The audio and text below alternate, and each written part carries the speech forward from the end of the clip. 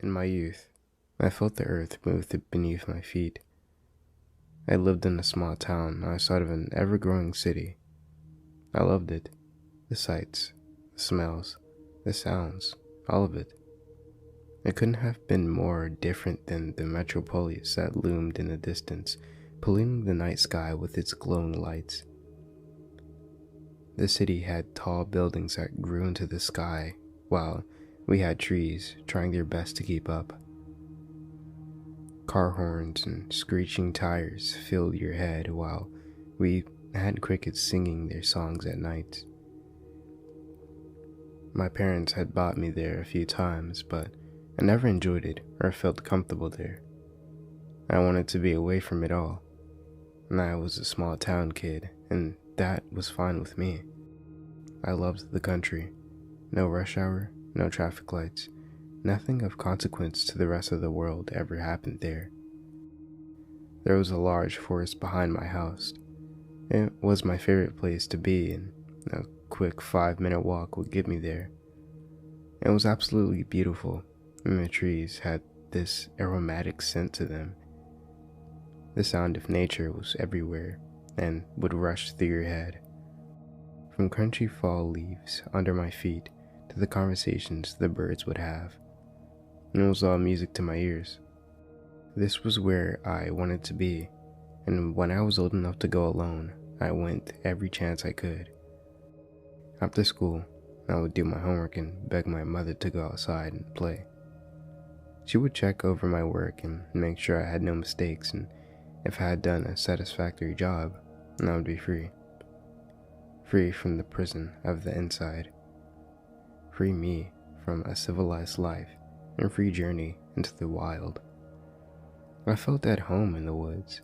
There was nothing for miles around me, and I could explore it all if I wanted. I would breathe it all in, hold it inside my lungs, and let it out when I was satisfied. My parents never worried about me going into the woods by myself. Our town was small and safe. Everyone knew everyone. No one moved in or out without it being news in our community. My parents were the only ones who knew how I felt about the forest. Never brought it up to my friends or anyone else. It wasn't out of embarrassment, but out of ownership. It was mine, and I didn't want to share it with anyone. My little slice of heaven. When I first started to explore the woods, and I was in middle school, I would just walk around the trees, doing figure eights while picking up sticks. I would take the large ones and dig them into the ground, leaving a trail of spines behind me. I looked for small flowers that would grow in between the cracks where the leaves would let sunlight in. When I needed a break, I would sit on the ground with my back against a tree and just take in the atmosphere, take in the silence, the peace, and the tranquility of it all. I always felt like there was something special about my woods. It was my forest. When I was upset or sad, just being there would calm me down. Even as I got older, my problems would just disappear as I walked between the trees. With all the time I spent in that forest, I became aware of all the different things going on there. The sounds different animals made, where certain plants liked to grow, and how it all would change with the seasons. There was only one thing that ever stood out to me as odd back then. There was this one kind bush that was always a little bit different than the rest. Its leaves didn't change with the seasons, no matter if it was summer, spring, or fall. This bush's leaves always stayed the same. Oddly enough, the leaves had the colors of every season actually. It had the most brilliant greens, dark deep reds, and stunning yellows. There always seemed to be one no matter where I went in the forest, and if I thought I knew where one was, it wasn't there the next time. It had an odd structure. Most trees or shrubs have one main trunk stretching into the ground. This one had 4, 2 towards its back and 2 in the front. It almost looked like a dog was planted in the ground by its paws, with leaves for fur. The older I got, the more adventurous I became. Instead of just walking around the trees and begin to climb them, I would climb as high as I could, sit on the branch and just look out, enjoying my accomplishment. I was a seed on the branch, and the extension of the tree. I used to think I was one with the forest. I had climbed and conquered many of these trees, but there was one I could never attempt. It was easily the largest tree in the forest. The branches were long and outstretched in every direction. They were just far enough apart that I couldn't comfortably reach them. I knew one day, when I was older, I would climb it. That tree was my Mount Everest. It intimidated me, but I knew I needed to conquer the best of the forest I had to offer.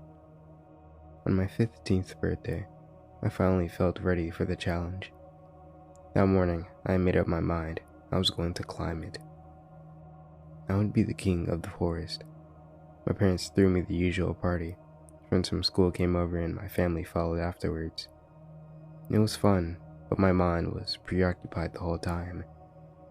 After my friends had left, I begged my mother to go outside to play.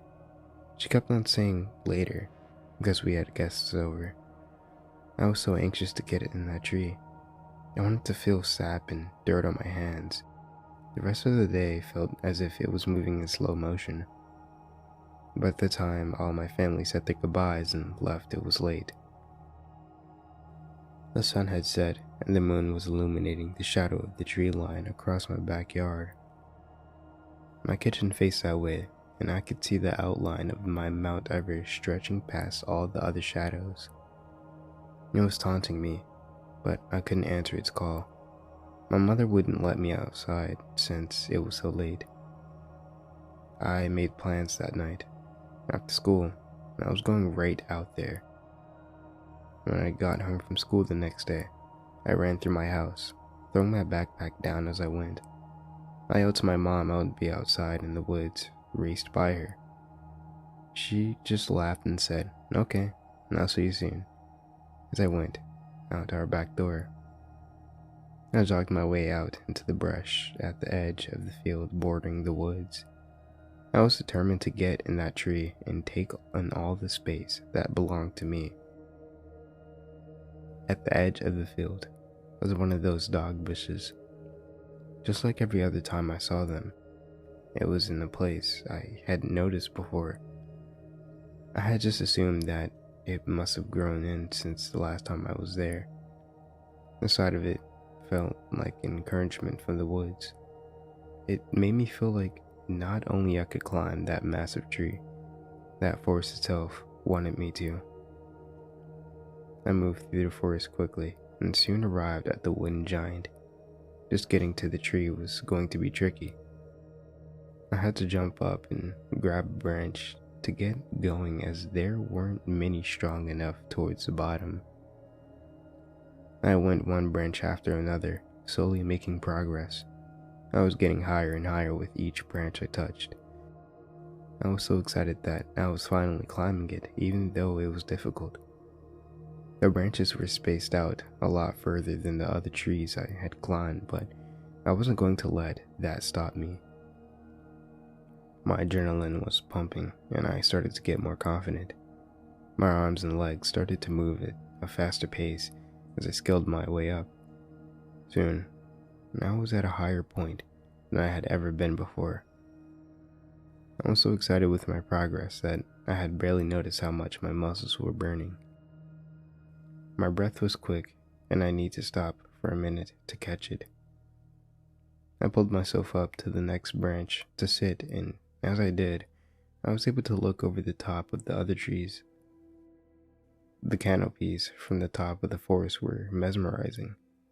Then it hit me. I pushed it too hard. My head felt dizzy and went light. I tried to hold on, but my limbs were unresponsive. I fell. My body crashed through branches and leaves towards the ground. When I awoke, I was laying at the bottom of the giant tree. I must have passed out while I was falling because I didn't remember hitting the ground. My arms, back, and legs were all cut up from the branches I fell through, My body just ached from hitting the ground. My arm was bleeding some. There was a large splinter in my forearm.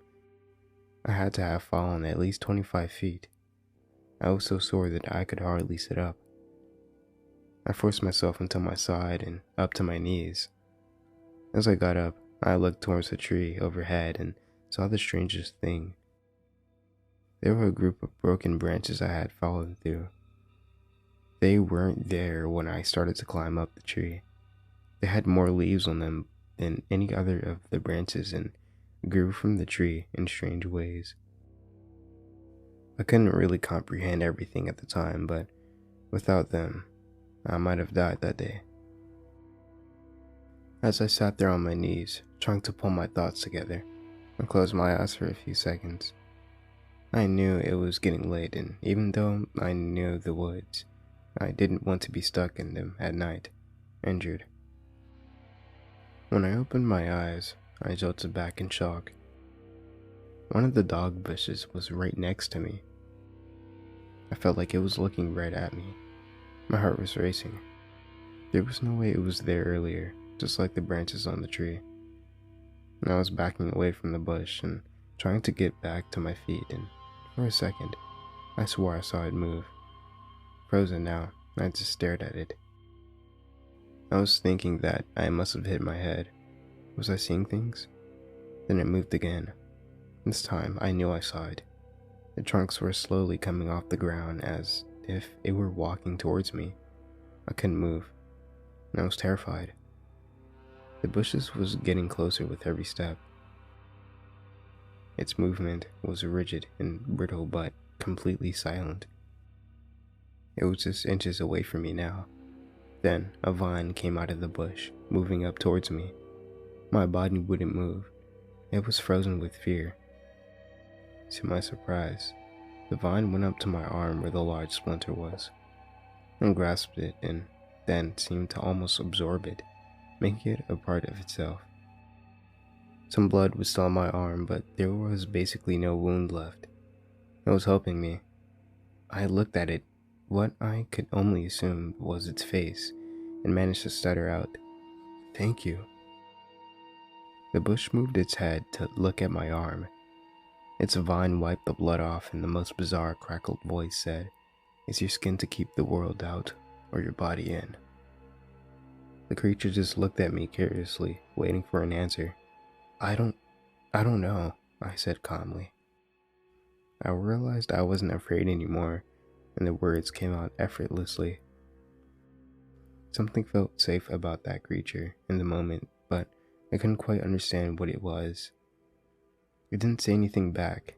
Instead, it turned around and started to run. It ran between and around the trees. It was doing figure eights, just like I used to do when I was younger. The creature came back after a minute. "Have you been watching me?" I asked. It walked up to me and dug one of its legs into the ground. When it pulled back up, there were just a cluster of flowers, the kind I always looked for. "You've been with me this whole time, haven't you?" It was almost dusk, and the woods were getting darker by the minute. I knew I needed to go home. I was still in a lot of pain as well, and it would take me longer than usual to get back to my house. "Thank you again," I said to the creature, "but I have to go home now." It walked with me towards the edge of the woods, but before I even noticed, it was gone. After stumbling through the brush and then the field between the woods and my house, I was exhausted. My mother was waiting for me when I got back. She was telling me how scared she was because the sun was going down and I hadn't returned yet. When she saw I was covered in cuts and bruises, she was hysterical. She didn't know how close I was to dying, if it wasn't for those branches at the bottom of the tree breaking my fall. I knew what really had saved me, and that I was lucky to be alive. After scolding about climbing trees and being told I wasn't allowed to go in the woods anymore, I was bandaged and sent to bed. I never told her about the dog bush. I don't know if I even believed what I saw myself, but if it was real, It was something I wanted to keep to myself.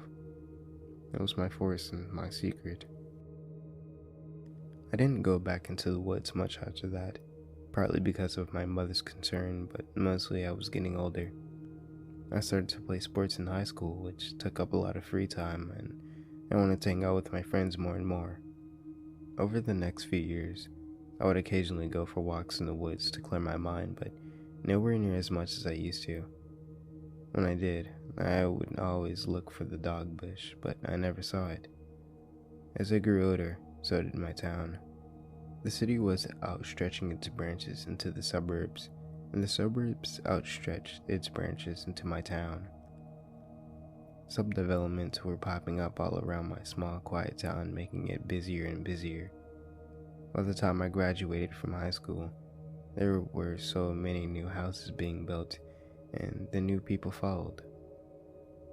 For the first time, you could go into town and not know someone's name.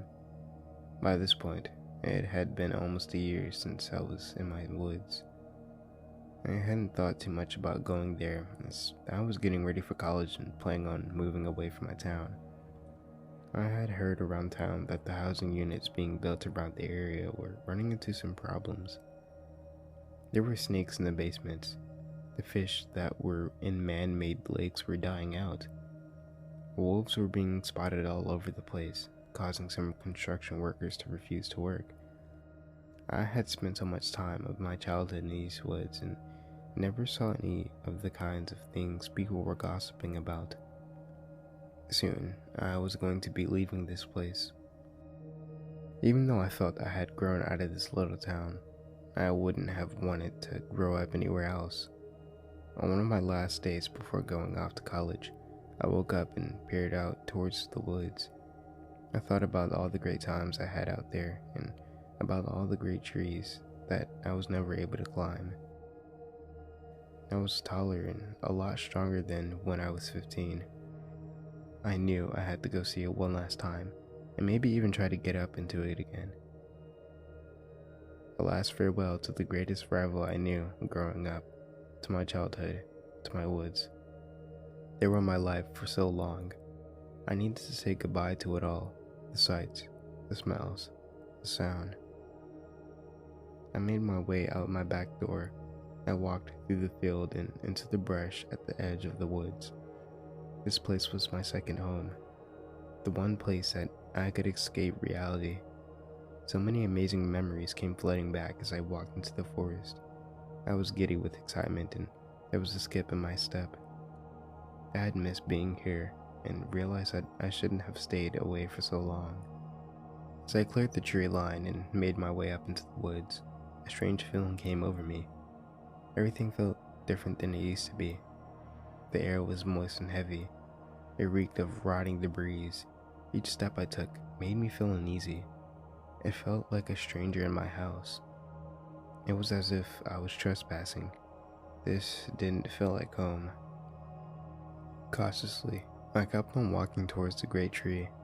As I approached it, the hairs on the back of my neck began to stand on edge. There was a dog bush next to it, but it looked dried out and sickly.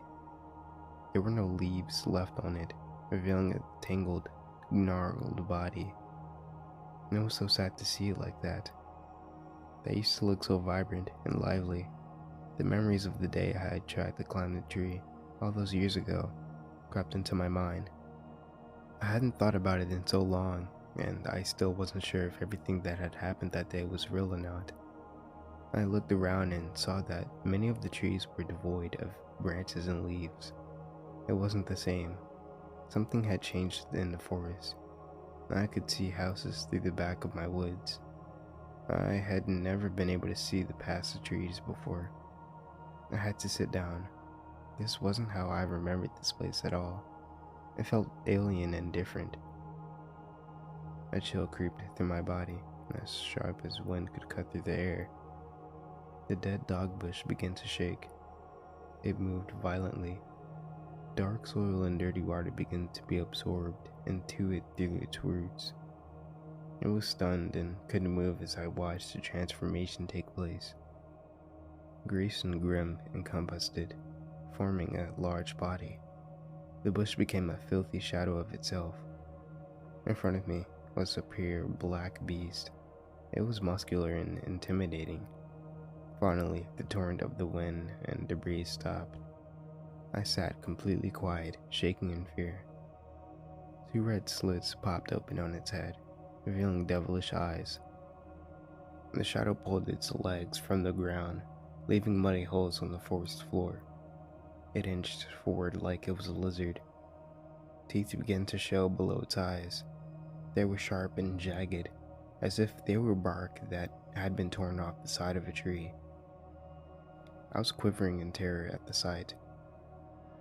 I had come to love this place, and now I just wanted to be out of it. I wanted to go home. A long red snake came out of its mouth between its horrendous teeth. It was licking around as if it was its tongue. I tried to pull myself up to my feet, but I kept slipping on the dead leaves. The monster began to creep towards me. Its movement was menacing and unnatural. Sounds began to escape its mouth, as if it were speaking in tongues. It sounded like a demon. The more I heard it, the more I began to understand it. A ghastly whisper caught my ear. I realized that the sound wasn't coming from its mouth, but from the forest around me. A gust blew from the woods, and I heard it in the wind, what it was saying. "It's your skin, to keep the word out, or your body in." It clicked in my head. It was the same creature from all those years ago. I tried to reason with it. I screamed, "This isn't you. We know each other. You saved me when I fell out of the tree. Don't you remember?" Nothing I said seemed to calm it. It just inched closer and closer. The shadow spoke. "I am a flame. I am a forest fire." It continued to speak in savage tongues, whispering straight into my ear. "I will emerge from the hills. I am an avalanche. I am a landslide. I am unchained. I have been awoken. I will unleash." The beast let out a roar that shook me to my core. How could this magical place of my childhood turn so evil, so disgusting? I got up to my feet. My legs finally started to move. The monster pinned back its ears and let out a roar. I had to get out of there. It screamed at me as I made my way towards a clearing. "Stone by stone, I'll tear it all apart." It echoed through my mind. The monster repeated it again, even louder this time. "Stone by stone, I'll tear it all apart." Birds flew out of the trees as the branches began to shake. I ran. I had never run so fast in my life. I broke through the edge of the forest, out of the field, and sprinted as fast as I could towards my home. I was gasping for air by the time I reached my house. I slammed the door shut behind me and fell into the ground with my back against it. Tears welled up in my eyes. I had lost faith in my memories and felt hollow inside. The forest was afraid of dying, just as I had been. The brambles of my childhood were gone. The forest's skin was trying to keep out the world.